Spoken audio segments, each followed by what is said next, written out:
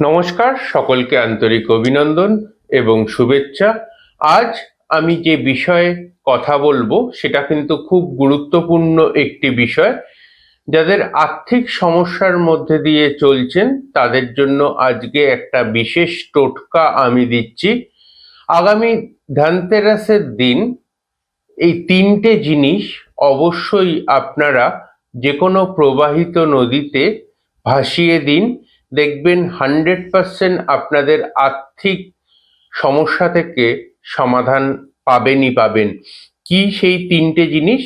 1 নম্বর, সর্ষের তেল 100 গ্রাম।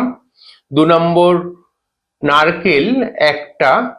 এবং 3 নম্বর, অবশ্যই ছোলার ডাল। এই তিনটে জিনিস আপনারা ভাসিয়ে দিন, আর্থিক সমস্যা 100% পাবেন। নমস্কার।